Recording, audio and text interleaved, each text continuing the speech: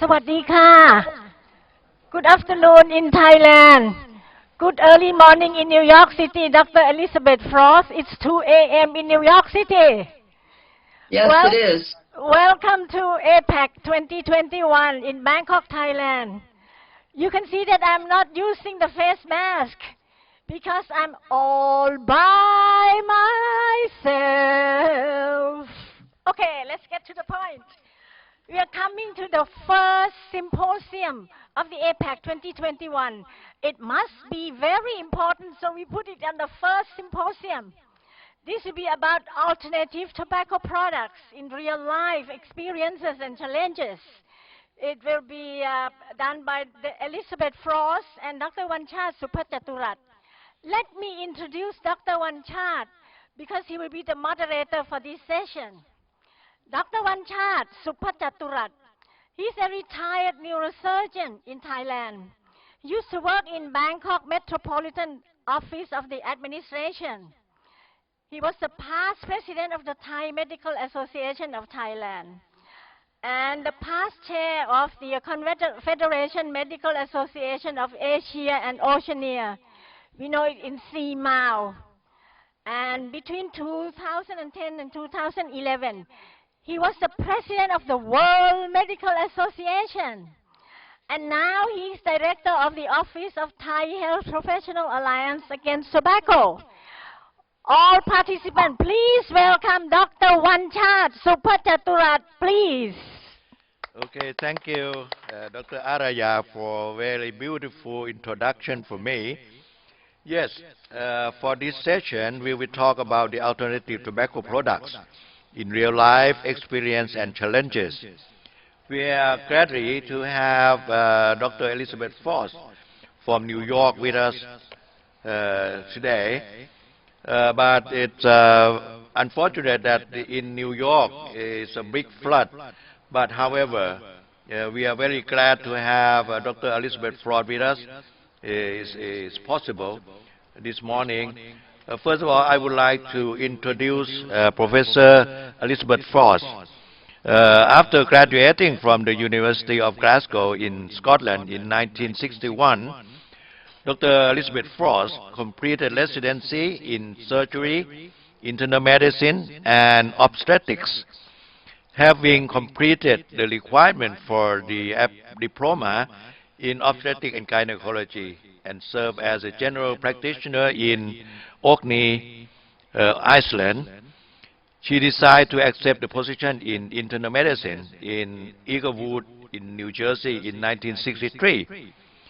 She trained in anesthesiology at New York Hospital Cornell and then worked at the Albert Einstein College of Medicine in Bronx, New York from 1973 to 91. At ECOM, she became a pioneer on the treatment of central nervous system injury and its anesthetic management. She was appointed professor in 1980, at a time when less than 2% of women reaches that academic rank in United States. In 1992, she became chair of the Department of Anesthesiology at New York Medical College, Valhalla, New York. Only two other women were departmental chair in anesthesiology in the U.S. at the time, in Arkansas and Boston. Receiver of the numerous grants, she is author of Clinical Anesthesia in Neurosurgery, Butterworth, Heinemann, Boston, among several other textbooks. More than 100 articles in reviewed journals, over 100 book chapters, and some 125 articles in lecture series. She has been invited to speak over 600 times around the world. She is past president of the Anesthesia History Association and former editor of the Journal of the New York State Society of Anesthesiologists. Sphere Currency, she is editor-in-chief of topics in pain medicine, Porter and Coover Lippincott. She has also been the General Chair of the Postgraduate Assembly, the second largest annual meeting of anesthesiologists worldwide.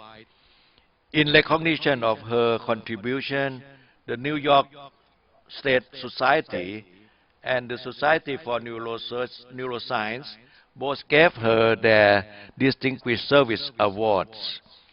Most recently, she was honored with the Nicholas Green Award by the American Society of Anesthesiologists for her outstanding humanitarian contribution in making it possible for 450 young anesthesiologists from the developing country to come to the United States to attend the postgraduate assembly in New York and learn of the latest development in their field. Although Elizabeth Frost retired from clinical practice, Dr. Frost continued to teach and lecture around the world, as well as maintaining frequent contribution to several journals. That's a very interesting experience in her career. Now, I would like to proceed on having Dr. Elizabeth Frost to start with the session on her session. Could you start first, and then I will follow, please, Elizabeth. Thank you very much. Can I get back to my first slide, please? Is that possible? I can't seem to get back to my first slide. Okay, we're on. Great, thank you. Well, first of all, I want to thank you very much for that, for the very kind introduction, and also for inviting me to address your meeting here in Bangkok. I must say that I had really been looking forward to returning again to Thailand, but it's not been possible, but hopefully sometime in the future. But anyway, I consider it a great honor to be invited to talk to you. I also want to share my sincere condolences, and that also of my family and of all of Dr. Varine's colleagues and friends here in America for her loss today. It really is tragic for her. So our sincere condolences to her. Now, today I'm going to talk about vaping, for it, against it, or if you're undecided. What I want to do is to look at what constitutes an electronic nicotine delivery system, understand how these cigarettes work, look at our FDA, our Federal Drug Administration's policy with regards to electronic cigarettes, some of the chemicals that are contained, look at the symptoms of nicotine withdrawal, look at the consequences of inhaling toxic chemicals, and what should we do to advise our patients about cigarette use. Now, I understand that in Thailand, the Thai government and the Thai Tobacco Control have banned the use of electronic cigarettes. Also, more than 40 countries have taken the same position: Brunei, Cambodia, Laos, Singapore. And they did this because there was no evidence of any safety from using these e-cigarettes. The consideration is also for a ban in Australia, India, Nepal, Philippines, and Hong Kong. But the United States has taken a somewhat different stance, and I will try to explain that. I think it might be more from an economic point of view rather than actually from safety. Now, back when I was a child in the United Kingdom, vaping meant that you were going to get a Vicks vapor rub, and that was about all it meant back 50 years ago or so. Some things have changed somewhat now. What actually is vaping? Well, it's inhaling water vapor into the lungs. It's the practice of inhaling and exhaling the vapor that comes from an electronic cigarette. They use that term actually because e-cigarettes, they don't produce tobacco smoke, but it's an aerosol. It might be mistaken for water vapor, but actually that aerosol contains many, many different fine particles. and some of them can be quite dangerous. This is the kind of vapor that you might get from inhaling the aerosol. So some years ago, the United States Center for Disease Control and Prevention, they made a statement that tobacco is the single most important preventable risk to human health in developed countries, and is an important cause of premature death worldwide. And the question came up was, how can you decrease the use of tobacco? And the thought was, well, maybe vaping. But let's look at tobacco. Well, we know that the Mayans in Mexico and in South America, they smoked and chewed tobacco something like 5,000 years before Christ. In 1492, when Columbus came to America, he rejected the use of tobacco. And in 1604, James I, who had been James VI of Scotland at the time of the Union of the Crowns in Britain, he taxed tobacco. He was a Scot, and maybe that was why he thought he could get a little bit more money that way. A tobacco trade was established to England in 1612. And by 1830, the use of tobaccos had actually evolved. In World War I, in Britain, cigarettes were given to all army personnel. They were given free to all the workers in the tobacco industry. In Glasgow, where I come from, and where most of the cigarettes were made by Wills, was a big company there, workers were given free cigarettes as much as they wanted at that time. That would be back around 1940, 1950, 1960. By 1950, we did realize that there was a marked association between tobacco and health hazards, but nobody did anything about it. By last year, the worldwide sales of tobacco exceeded $750 billion. Now, what about the timeline of vaping? Well, 440 BC, Herodotus, who was a Greek historian, he said there was a tradition among the Scythians. They would throw cannabis onto red-hot stones, then they would breathe it in, and they would bathe in the resulting vapor. That was 440 BC. By 1542 AD, Sheikh, who was a physician at the court of the Mughal Emperor Akbar, he invented the hookah. So it became an after-dinner pastime for the very elite. Those who were very wealthy, who had a lot of money, they would have a hookah after dinner, rather as we might have an after-dinner drink. By 1960, Herbert Gilbert, he patented the first vaporizer. He was a Korean War veteran, and he introduced the basic anatomy of the vaporizer. Between the 1980s and 1990s, there was a Cherokee marijuana medicine man. He introduced a portable vaporizer. It was called Eagle Bill's Shake and Vape Pipe, and it was mainly used for vaping of marijuana. A Chinese pharmacist, by 2003, he invented the modern electronic cigarette, and that quickly came to the United States by 2006, 2007.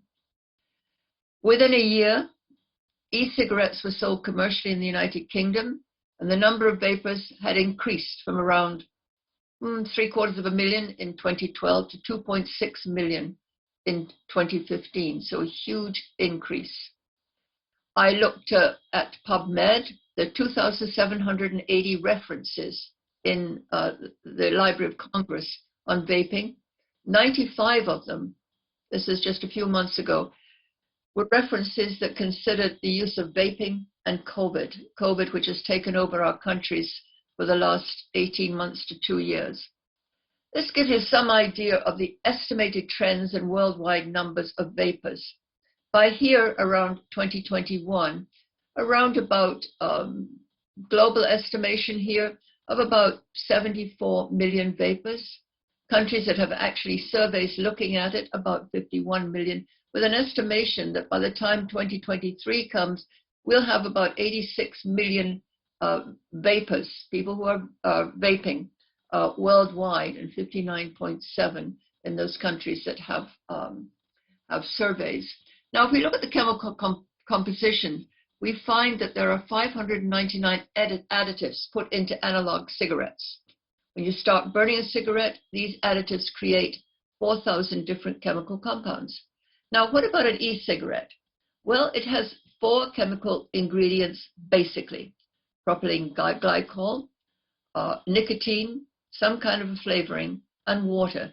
So it would seem to be a simpler compound.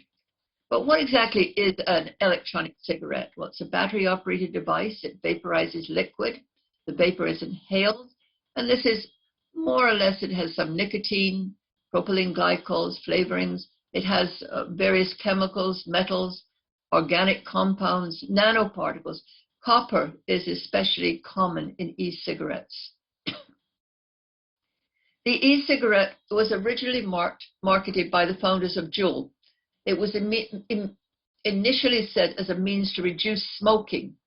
Juul claimed, we're not marketing to teenagers, but they used candy flavors, everything that was very popular with children.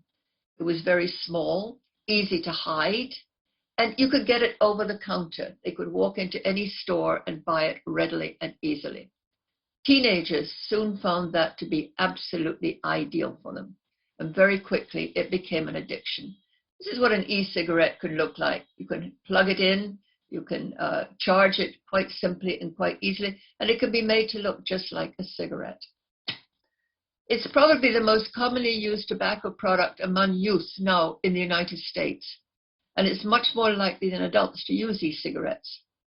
In fact, by 2018, about 3.6 million US middle and high school students were using e-cigarettes, about close to 21% in high school and 5% in the middle school.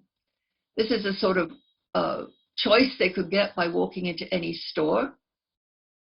It's considered to be one-stop vape shop. Regardless of who you are, the vaping.com's online vape shop has got the right product for you. These are the kind of ads that fill our internet. Anytime you can just write right away, you'll get free shipping, and they'll send you whatever you want. It looks sort of maybe kind of sexy, a little bit like Santa Claus, I think.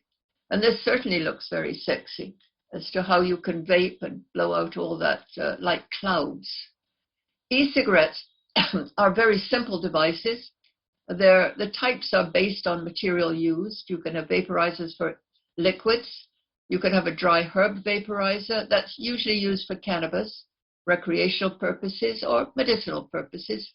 Or you can vaporize waxes or oily concentrate. They're used for concentrate, rather less common types of vaporizers. And then the hybrid, that's the most expensive type that allow you to vape more than one material at a time. So it can be quite complicated. This would be one type of vaporizer as well, a more complicated one. There are various types. There's disposable ones, rechargeable ones, tank devices, large-size tank devices, an e-cigar, and electronic pipe. These are all different devices that have been developed for electronic devices for vaping. Now, what about the usage now as we're getting into 2020? 21% of current smokers also are vape. About 4% use it daily. 59% say they've started to vape in order to reduce or to quit smoking. 52% saying they're doing it to improve their health. Smokers are 4 times more likely to try vaping. In fact, we have many smokers right now and come into our pre-anesthetic clinic. Have you tried to stop smoking? Yes, I'm vaping.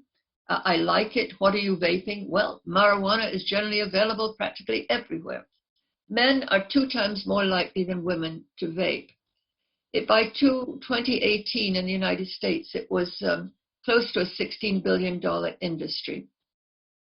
However, since around 2018 on to now 2021, the use in middle and high school has been increasing at an alarming rate. Well, what happens is that this particle emission here, of course, is deposited directly into the lungs. This is the e-cigarette sales. You see 2018, not too many, but by 2017, this is in millions. So about $3.8 billion US dollars in 2018. The convenience store channel, a little over 2/3 of total category sales, 2.6 billion in US dollars. Among school children in the United States, this is the increase we have been seeing among our children. Middle school children from 213 up to 215, looking at all students here, high school students, huge increase in their use. The statistics about the use among our youth, 3.62 million were current users by 2018. From 2017 to 2018, increased about 78% among the high school students, 48% among the middle school students. 81% of current youth e-cigarette users cited how easy it is to get them, how the appealing flavors. These are the reasons that they go for it, because it looks very sexy.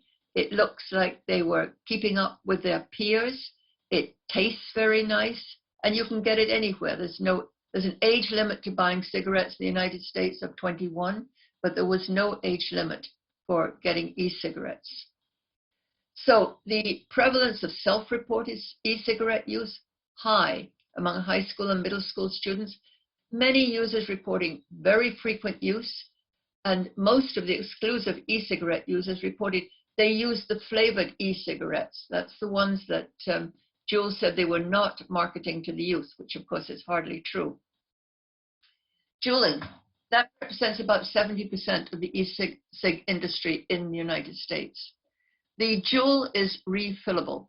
It contains a salt-based nicotine formula designed to help smokers easily transition from cigarettes. They come in a variety of flavors. You can get Virginia tobacco, mint, mango, cucumber, almost anything. And it can easily be charged using the USB port of a laptop. Now, 200 puffs of an e-cigarette will contain about as much nicotine as a pack of cigarettes. So that's quite a lot. Nicotine salts, well, they've got benzoic acid in them. That lowers the pH levels of the nicotine, and it's smoother.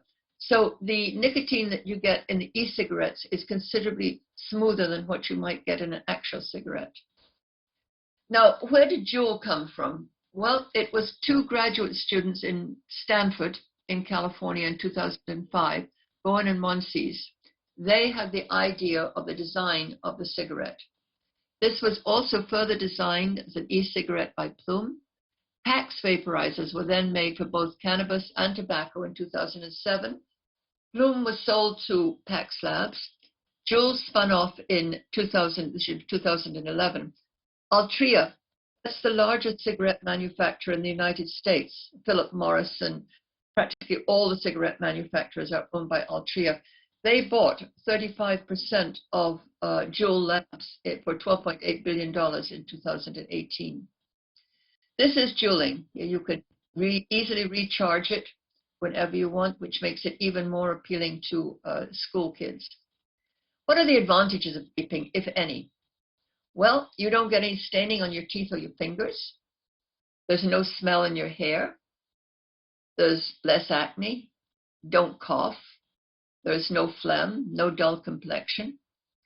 Is it easy to transition from cigarettes to vaping? Well, some say it is.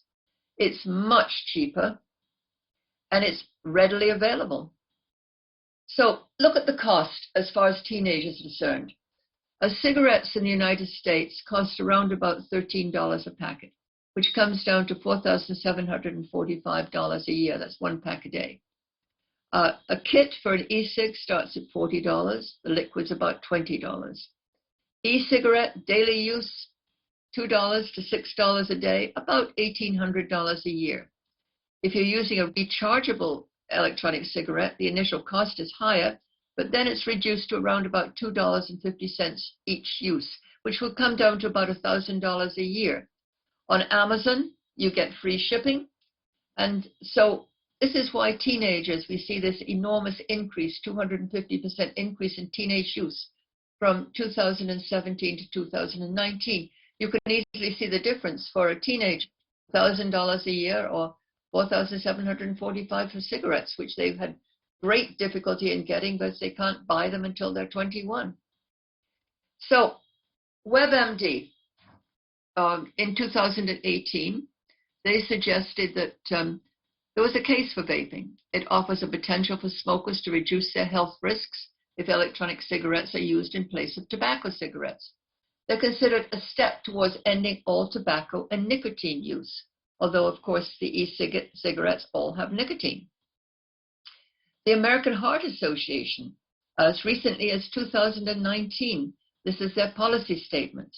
E-cigarettes do not contain or have lower levels of several tobacco-derived harmful and potentially harmful constituents compared with cigarettes and smokeless tobacco. So e-cigarettes, they present an opportunity for harm reduction if smokers use them as substitutes for cigarettes. So here we have the American Heart Association just 2 years ago saying that e-cigarettes are preferable to tobacco. So of course, again, our teenagers thought, well, it looks very cool to smoke, so e-cigarettes are much better. However, at the same year, Professor Kevin Fenton said, well, e-cigarettes are not completely risk-free, but when compared to smoking, evidence show they carry just a fraction of the harm. The problem is people increasingly think they are at least as harmful, and this may be keeping millions of smokers from quitting. Local stop smoking services should look to support e-cigarette users in their journey to quitting completely. So this is a sort of on-the-fence approach. But what are the problems with vaping? Are there any problems? Well, there's toxicity from the added compounds. What about the pollution that occurs in room when many vapors get together? What about contact with liquid nicotine? What about fire hazards from the electronic devices? What about battery explosion? There have been more than 100 documented explosions of batteries. What about design flaws that occur? Now, what about respiratory problems, which we've been seeing increasingly? Cough, shortness of breath, chest pain, fever, fatigue, weight loss, tachycardia. This can develop over days to weeks.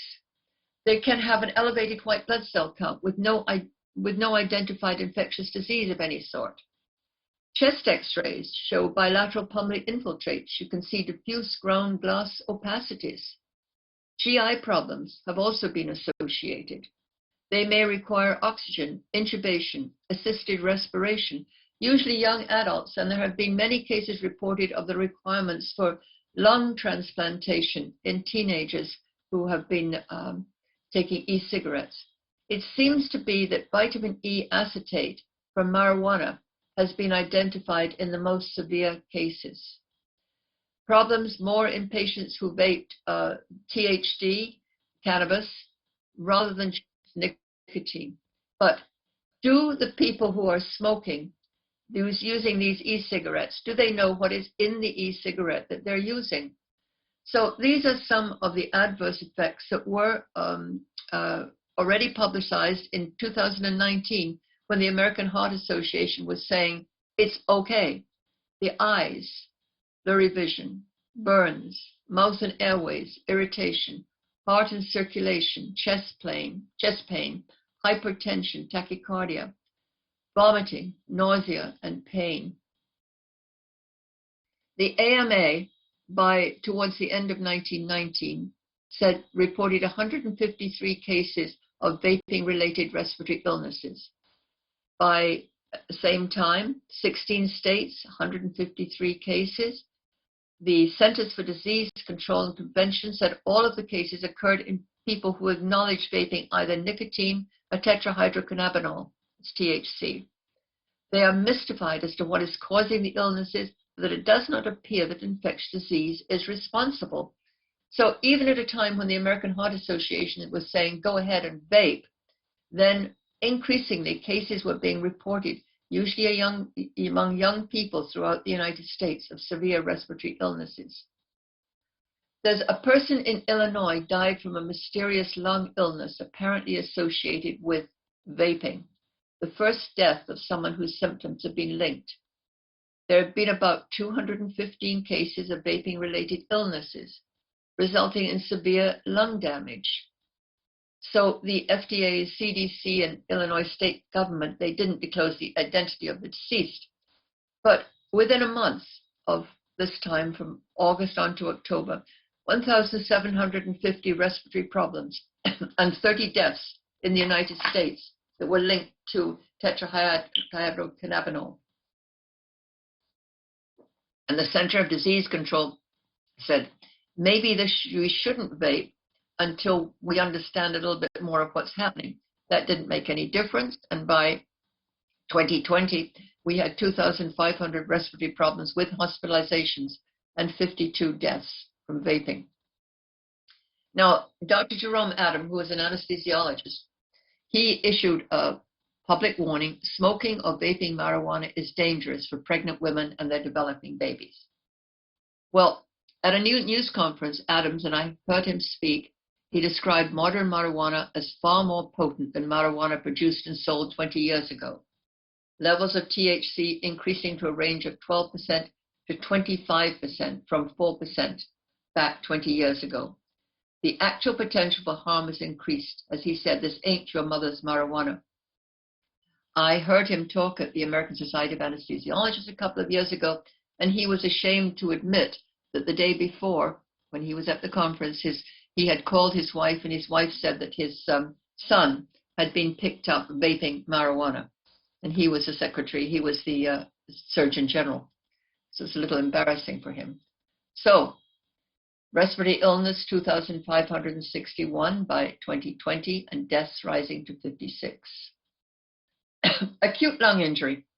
Well, that's pulmonary infiltrates in a vapor who's got no other causes. 60 deaths, most in ICUs, a third requiring mechanical ventilation, lung transplants, and a health advisory was issued by the CDC later in 2020. So, e-cigarette, vaping, acute lung injury, eval, addition of THC, frequency of use, asthmatic, respiratory toxins, and COVID. COVID became also one of the primary factors that was going to increase acute lung injury. In other words, those who were vaping and who also had COVID were much more likely to have acute lung injury. So, e-cigarette went on to the fourth generation. Lung inflammation and gas exchange distribution that was studied. They looked at transcutaneous oxygen saturation. It'll decrease for 60 minutes following vaping. If nicotine is added, it's going to be more than 80 minutes. Acute vaping is going to cause airway epithelial damage immediately. Now, club cell protein, that's a biomarker of bronchial cell dysfunction, is decreased. So how bad is juuling? Well, Juul shipped at 1 million contaminated pods. This is what a new lawsuit said. Half of the former CEO of Juul said, well, half our customers are drunk and vaping like whatever. Who is going to notice the quality of our pods? The lawsuit is, they wanted to resell pods that were almost 1 year old. This was a fired executive protested their resale and urged the company to at least include an expiration or best by date. So they did ship at least 1 million contaminated nicotine pods by June 2021. Now, there's no statewide vaping ban. Vaping is prohibited on school property due to lack of FDA approval for e-cigarettes as cessation devices. Indoor places, bars, restaurants are exempt from the state's regulations. Localities can do whatever they like. So they can't vape in school, but they can vape almost anywhere else, but you can't vape on planes. The February 2020, the American Medical Association, a federal ban on flavored e-cigarettes went into effect. Partial ban on flavored e-cigarettes. Affect most e-cigarettes. Prohibited products won't be allowed to return to the market. However, this did not affect Juul. So what about vaping and COVID? Increased susceptibility to COVID in vapors, about 5 times if they have COVID and they're vaping at the same time. Nicotine increases angiotensin converting enzyme. It damages the alveolar lining. COVID becomes much more severe with much greater lung involvement. 1 of 75 I read there were 75 references citing increased susceptibility with vapors and COVID. Children who are exposed to e-cigarettes compared to regular cigarettes had 5 times higher odds of being admitted to a healthcare facility, 2.6 times higher odds of having a severe health outcome if they were also vaping. A toddler from upstate died when they ingested the e-liquid. Now let's look at nicotine. Where does that come from? It comes from Nicole, who was a French ambassador to Portugal. He brought the snuff to the French court. Catherine de Medici used the plant for migraine, and the plant was named Nicotiana. It has a parasympathetic alkaloid, 2 milligrams per cigarette. You usually get about 2 milligrams of nicotine per cigarette, and it's fatal at about 500. Particularly potent in small children, very addictive. There are many side effects of nicotine on circulation, lungs, muscles, joints, GI problems. Many side effects have been described. There are many signs and symptoms of nicotine poisoning as well. The central nervous system, salivation is excessive, hypertension, tachycardia, lack of coordination, dry mouth. Withdrawal from nicotine poisoning. Well, how do we treat it? Charcoal to prevent the absorption, trying to control the seizures. Bradycardia using atropine. Cardiorespiratory support. They're going to have a very unstable anesthetic course, anybody who is in the process of trying to withdraw from nicotine. They're often, we feel they're difficult patients. They've got depression, they're angry, insomnia. Now, what about vitamin E acetate in marijuana? Well, it's used in skin products. It's a synthetic form of vitamin E. It's an antioxidant properties, free radical deterrent. It's not harmful as a vitamin supplement, but it's used as a thickening agent in THC vape cartridges. And that seems to be one of the problems. It's oil-based, and that might be responsible for the lung damage when it's inhaled. It was found in lung samples by the Ohio State researchers in 2009 of the children who had died of lung failure. Vitamin E was found at that time. In the American Society of Anesthesiology in 2020, they did a survey. 20% of high schoolers vaped over the past year, 100% increase over 2019 to 2020. Seniors reporting to be hooked, around about 8%. Now, all of them who were significant vapors, they had true, really significant lung complications after anesthesia. So the ASA recommended that a CT scan, if somebody has been vaping for more than 3 months, the chest x-ray misses around about 20%. If they have positive problems, they've got a glass type of picture on their chest x-ray, try and postpone the surgery as possible for 6 weeks, and steroids are recommended. Now, what if we were to ban e-cigarettes? What would happen? Would it be like the prohibition of alcohol in 1919, when alcoholism rates rose? Tainted alcohol, later poisoned by the government to try and stop drinking, caused something like 10,000 deaths. Control and regulation by the CDC and FDA of e-cigarettes, would that be better? Education of the public as to the dangers. Usually those with lower income, less education, they're more likely to be users. So it has been suggested that we try and limit it, but so far, not particularly. In 2019, Trump administration planned to ban non-tobacco flavored cigarettes. They were alarmed by the new data showing a huge jump in vaping by young people, moving to ban most e-flavored cigarettes to result in sweeping changes.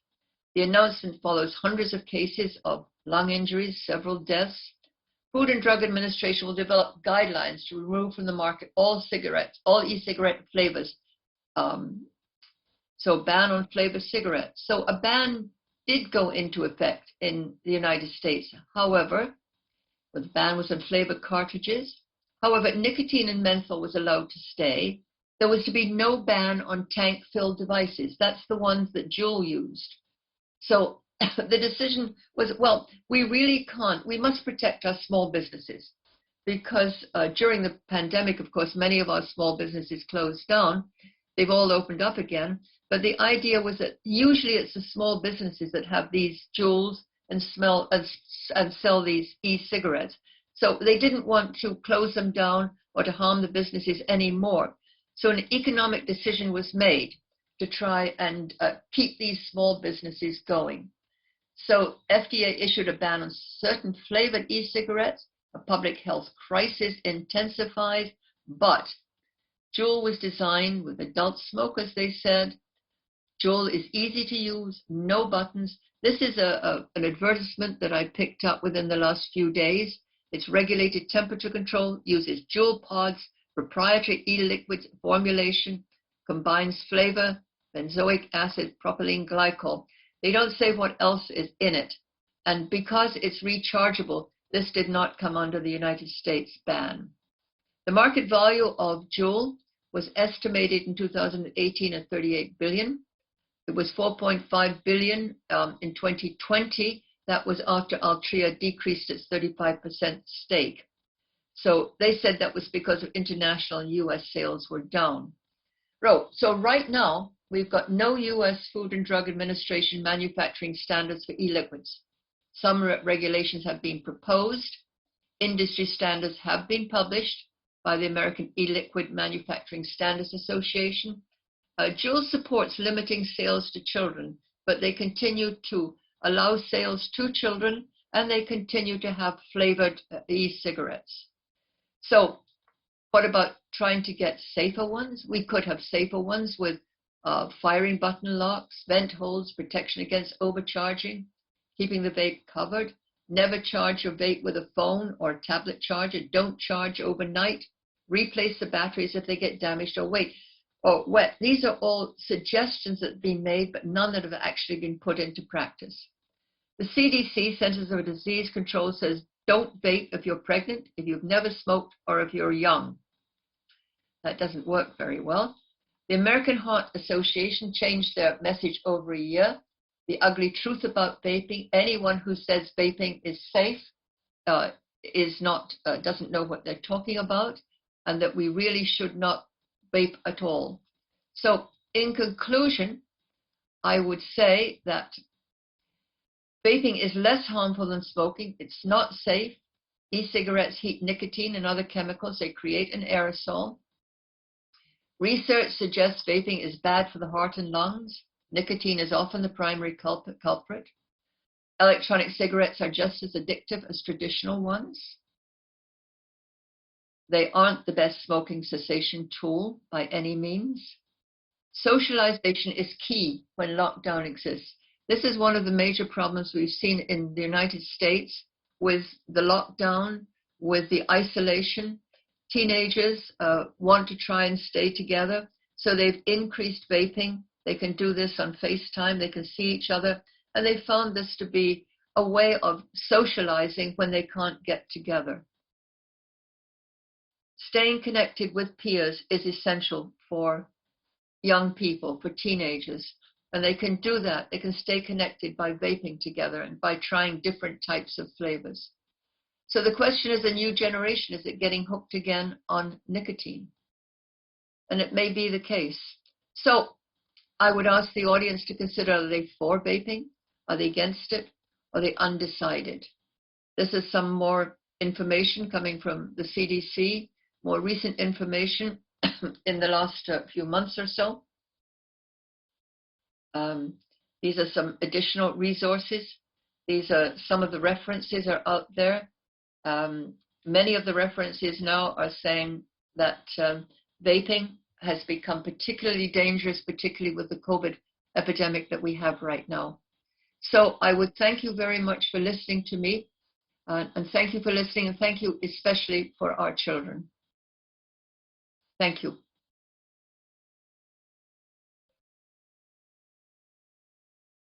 Useful and knowledgeable, and all the data that you collected, and also as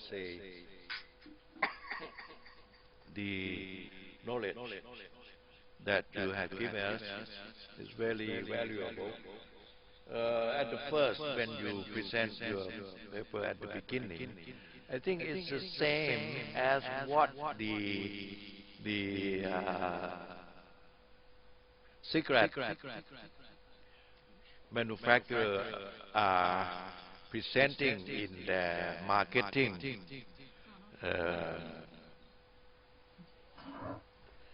Because they are giving fake information actually, or just half of the fact. It's like they are speaking like one side of the coin, because everything have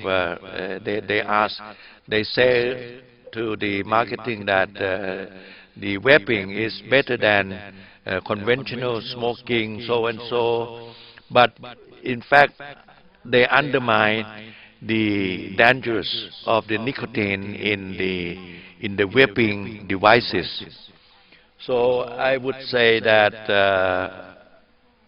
they are giving us the fake information somehow. Okay, I will follow you as the Thai perspective. Please give me the slide, please.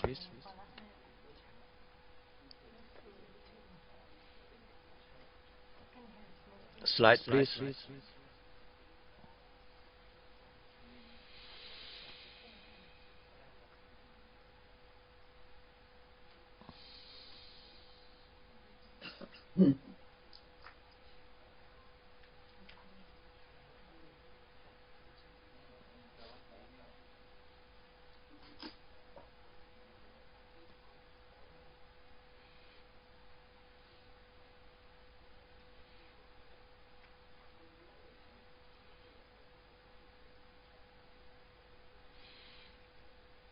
Yes. I would like to start with the danger of the smoking. In the population as a whole, in the world population, is something about, in the loud figure, it will be about 6,000 million. And within this 6,000 million, 1,300 million is already smokers. And among these, 7 million is a death toll. This is declared by the WHO. In Thailand itself, we have 68 million population and smoker above 15 years of age. And right now it's 10.7 million. And the death rate from the related diseases with tobacco is about 70,000 smokers a year. Next, please. And this is a situation of the smoking population in Thailand. We start collecting the data from 1991 up to this year, actually, but this will be shown on the 2017. But with our effort, with our both government and non-governmental collaboration to decrease the amount of smokers in Thailand, we are succeeding.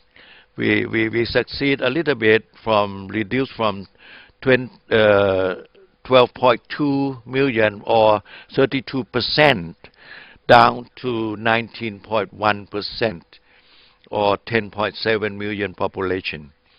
But I will give you some idea that why we cannot reduce it down in the later years, because the conventional cigarette is now replacing with the e-cigarette among the youth. And this is the current finding. We reduce it down from 23% to now 17.4%, and we expect it to reduce it down to about 14 in 2030. This is the smoking tendency varies by age group. You will see that on the green line, the the people from 25 to 90 years old, they are the most population in smoking, in smokers. They can be reduced from only from 26.3% down to 23.9%. But in the old age, the 60 years or above, we getting more successful from 20.6 to 12.7%. And in the younger age, the conventional cigarette smoking is reducing down, but it was replaced by the e-cigarette because of the marketing influence. I would say that what we are doing now in Thailand as the non-governmental organization, we try to teach people to behave themselves, the individual responsibility on health.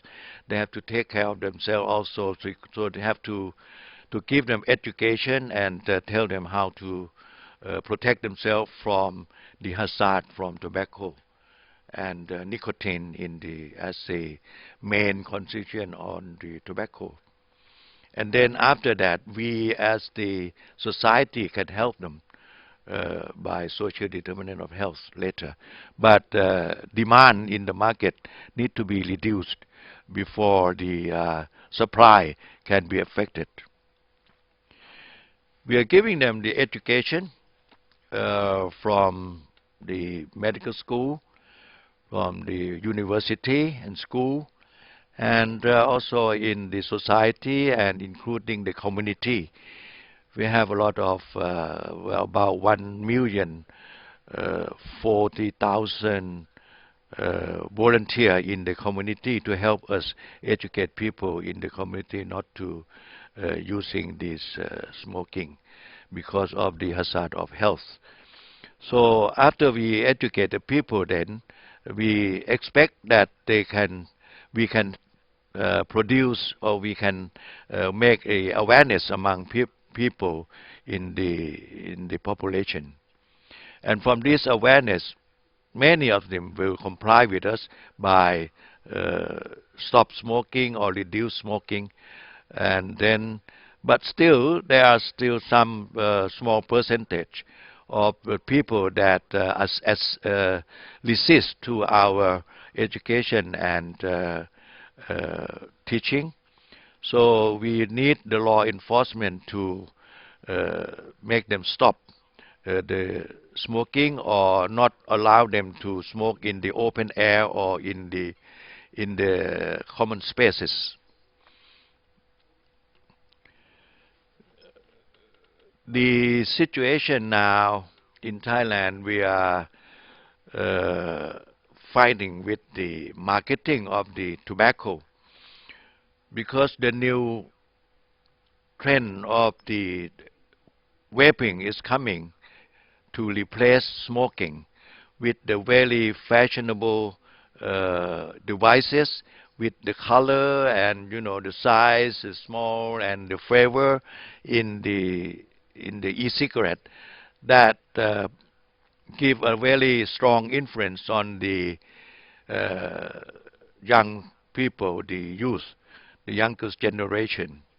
They put a lot of money, invest on the research for the trend of the younger population, what they like, what their favorite, what the color they like, what their smell they like.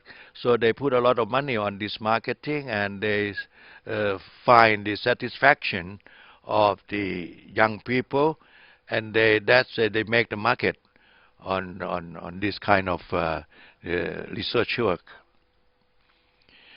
Even though in the e-cigarette or the vaping, they still have some so many toxic gas and toxic material as a composition in the liquid, in the juice, in the e-juice or e-liquid, especially the nicotine. they try to tell people that if you are aware of the hazard of the conventional cigarette, just turn to the vaping, because the vaping, they have no tar, they have less toxic gas, they have less um, metal, heavy metal.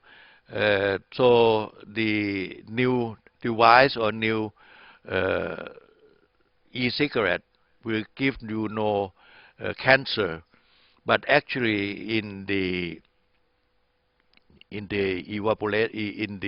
e-cigarette, they don't mention that you are vaping the nicotine, which is extraction from the tobacco leaves, because we are not burning tobacco leaves anyway, so we don't have much carbon dioxide or carbon monoxide, but still they have the vapor from the heating nicotine solution like e-juice, and this nicotine can also very harmful to the body when they are absorbed to the bloodstream. So the new products is not as safe as they said, and it cannot be replaced. It cannot replace the conventional cigarette, because they are talking much about the research in the in the UK, that they refer to the research work that e-cigarette can stop conventional smoking.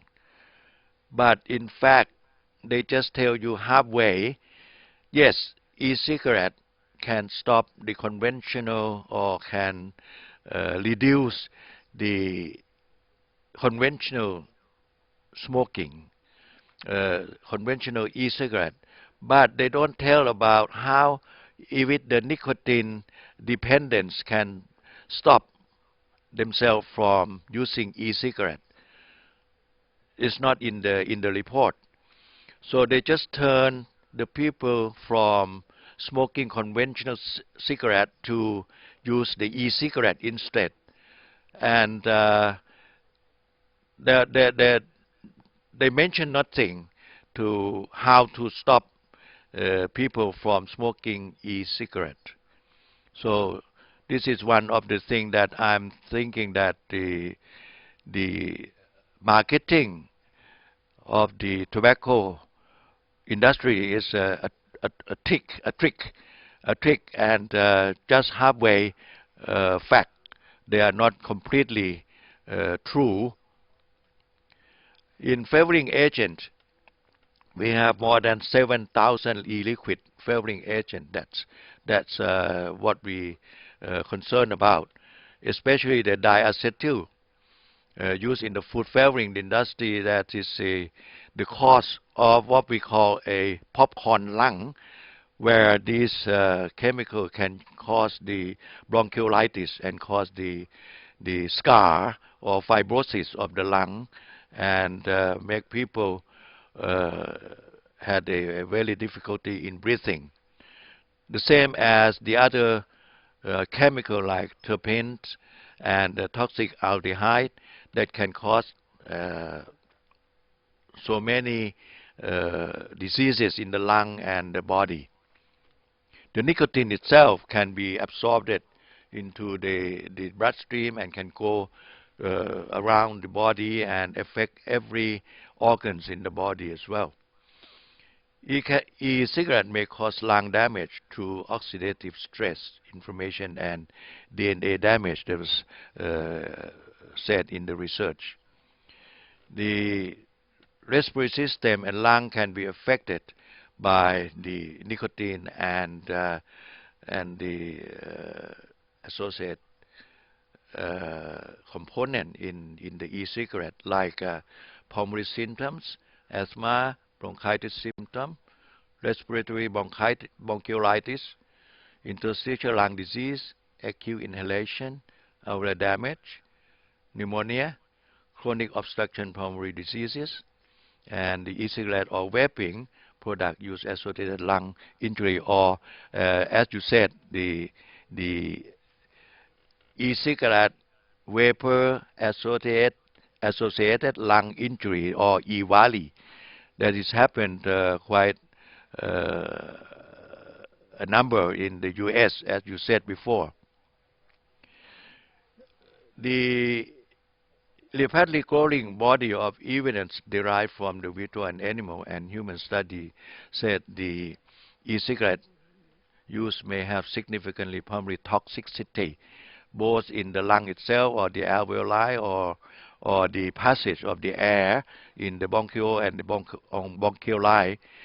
They can produce inflammatory process. For the immune system, the in vitro study possible impair antimicrobial and antiviral effect, but in adults who vape had increased platelet activity factor receptor, as pneumococci use this receptor to adhere to host cell, they increase the risk for increased bacterial burden and pneumonia. So this is the problem of using the e-cigarette. The e-cigarette is not only the effect of nicotine, but maybe some kind of heavy metal from the wiring, high heating of the wire in the e-cigarette, in the heating system of the e-cigarette as well. So that can cause the cancer or the malignancy in the body as well, especially for the renal diseases. For the cardiovascular effects, the traditional cigarette or conventional increased risk in myocardial infarction, chronic vascular disease, and heart failure. And the daily vaping associated with increased risk of myocardial infarction, but this is relatively less than daily conventional cigarette use because of the nicotine in the vaping instrument, because they can put any concentration on the e-juice. We don't know, but it's very easy to make the concentration variable in the e-juice, associated with increased heart rate and blood pressure. As you said before, it's a sign of failure of the heart and the impaired vascular flow. This is the increased risk in the myocardial infarction, cardiovascular disease, and heart failure. It can cause acute cardiac ischemia. It can cause cardiovascular effects, tachycardia, myocardial infarction, coronary heart disease, arrhythmia, increased systolic and diastolic blood pressure, increased long-term cardiovascular risk, cardiovascular disease, and both bradycardia and hypotension. Yes, with the cigarette user in the conventional, in the blue one, you cause a lot of risk. And if you also smoke the e-cigarette together as a dual smoker, the risk will be even higher than the single smoker. This is the shape and color of the e-cigarette or heat-not-burn tobacco product. Like you said, it's in juice. It's very good-looking and fashionable for the young generation. So this is a kind of marketing point of the e-cigarette at the moment. And this is a juice, as you said. It's a dry base of the nicotine, which can be inserted in the device and can be recharged by USB. It's very convenient for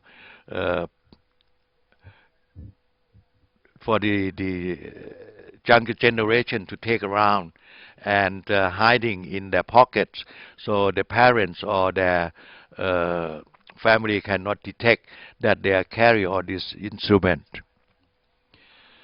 In Thailand, we are trying to replace all these addictive agents by using some herbs in the like tea, Veronica Vernonia tea, to replace the addictive, so that when people take this kind of Veronica tea, they can taste cigarette less favorite. So this is a kind of telling the people to stop, teaching the people to stop smoking, including the counseling technique. So this is what we are practicing in the community right now in Thailand. And with this statistic from the US, in the red line, the e-cigarette is increasing dramatically in the US, where there are no banning on the e-cigarette.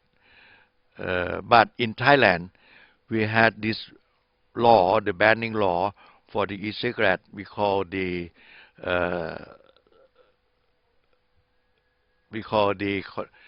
control law, the tobacco control law, which is the decree passed in 3 years ago and now in practicing.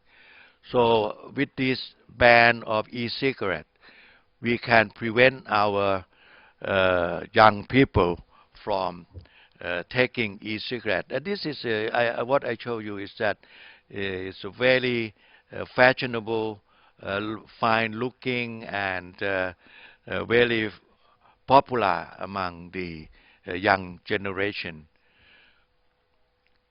These are the main target of the e-cigarette and cigarette industry in the young children, because they live longer than me, or they can be a long time client. They can pay more because the smoking, they cannot stop because of the addiction, and the industry can collect more money from their pocket in the long run, and they just make profit, and they leave all the disease caused by their related tobacco and nicotine to the country to treat them. So we have to protect our young people in the country. So the definition, we try to get to the end game.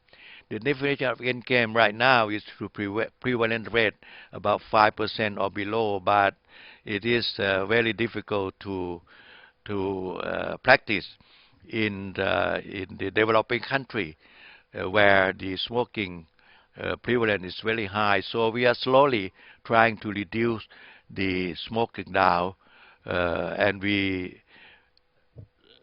are setting our end game at 40% in 2027.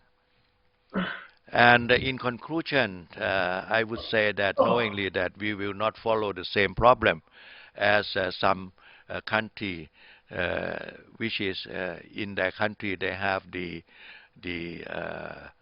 manufacturer in the e-cigarette manufacturer in the country. But in Thailand, we do not have e-cigarette manufacturer. So we try to put the law to protect our people, especially our younger generation, as we have passed the law banning the e-cigarette. And we still believe in the word prevention is better than cure. So the law will prevent the disease that caused by cigarette and tobacco dependence by e-cigarette.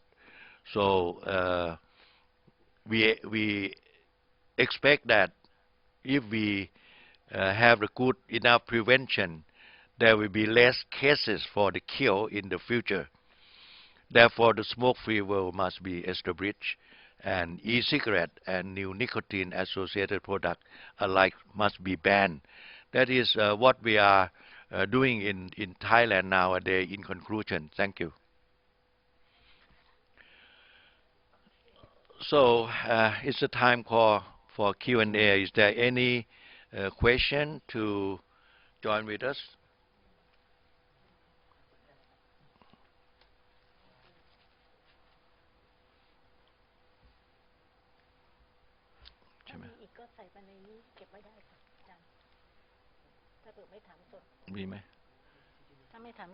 Is there any question for us to join?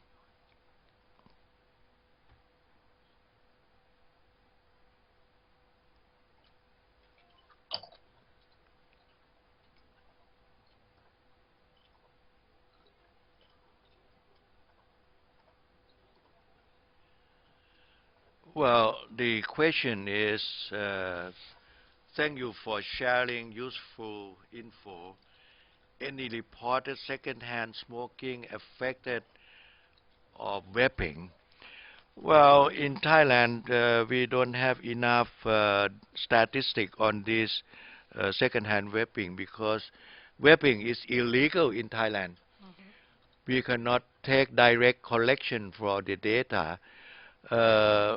I would like to get the sharing from Elizabeth in the U.S. Do you have any data on the second-hand smoking from the vaping?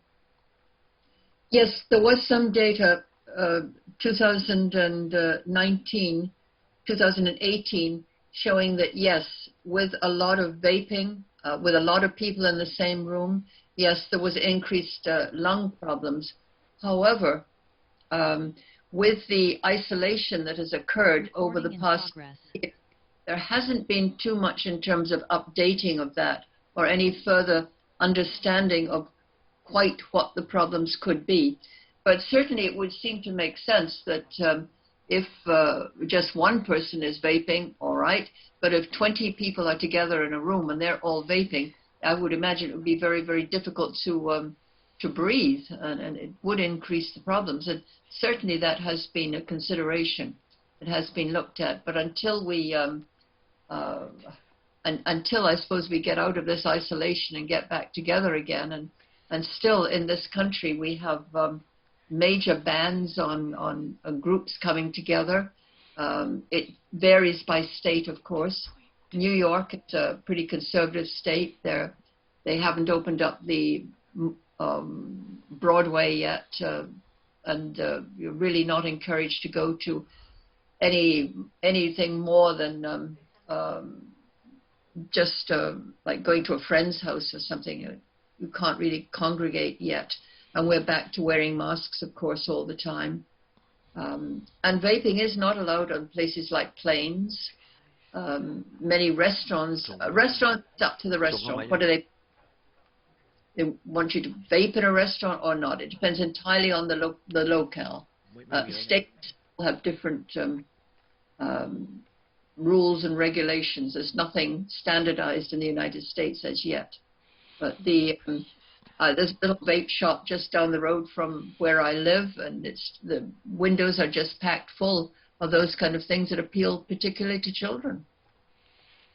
Yeah. And as I thank you very much for your presentation, and I find it very interesting that our conclusions are really very similar, but our countries have such different approaches. Yeah. Okay, because that's the end games of the health protection of our people in the world, right? So we try to eliminate any kind of health risk, especially for the smoking, the cigarette smoking, because the cigarette smoking is now the prime #1 that causes a death rate in this world. So it takes the lives about 7 million a year around the world. In Thailand, it takes 70,000 approximately. So that's a huge number of the life loss from this kind of hazard, of the health hazard. Yes. Is there any question from the floor, from participants? I might also suggest that while smoking is a huge problem, in the United States, our biggest health problem is obesity. Yeah. 39% of Americans are obese. 9%? 39%. 39%, that's high, yes. Of Americans are obese. Yeah, but it's good for our country that we don't have e-cigarette manufacturer in the country. So we don't think about the financial actually, but we only have the one conventional cigarette producer in Thailand, which is now it's partially enterprise. So we don't have much problem in the financial, the country financial with the e-cigarette. So we have that's why we can have the law of banning the e-cigarette. But I'm sure you've got Amazon that's prepared to deliver anything, anywhere, at any time. As the black market, they can Yes, cross the country Amazon. in the internet. You know, they can do a big market through the internet, and we try to track them, but very difficult because they said they are sending transmission from outside the country, and our law cannot reach them if they are outside the country. Okay. Yeah.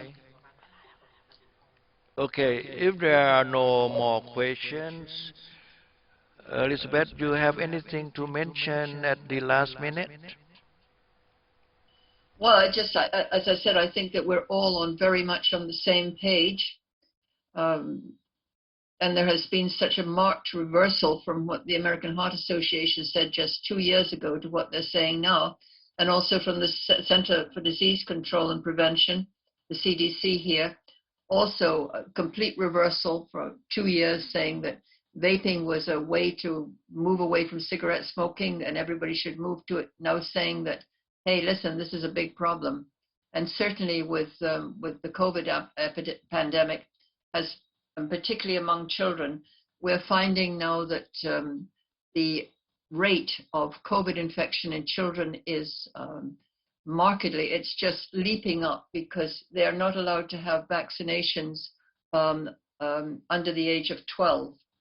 So with going back to school now in September, the increase in childhood infections has increased from around about 2% to around about 26% over the last few months.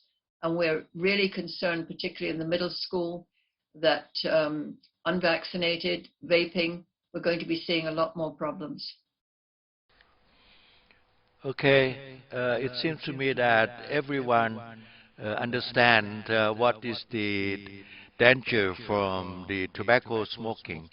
So I would urge everyone on the globe to understand the very important issue of the health problem in this world and understand how to help ourselves and also our neighbor, our children, our relatives, and our people in the world to have a very good health situation by stop smoking. So that what we are doing in the APACT 2021 right now, we are urging people to understand the hazard of tobacco smoking, including the e-cigarette and the new product, whatever it will come in the future. Thank you very much. So I would like to declare the closing of this session. Thank you very much, Elizabeth, and all the participants. Thank you very much. Thank you. Thank you. Well, on behalf of the organizing committee of the APACT 2021, I would like to say lot of thanks, million thanks to Professor Elizabeth Frost, to give us a very precise explanation about e-cigarette. And also Dr. Wanchat Supajaturat, always as usual. And I would like all of us to have a good day. And within 15 minutes, I'll be back with the symposium number 5. Please stay on, and you can press the like and share button for us. Okay, until then, 15 minutes, we'll be back. Goodbye. Bye.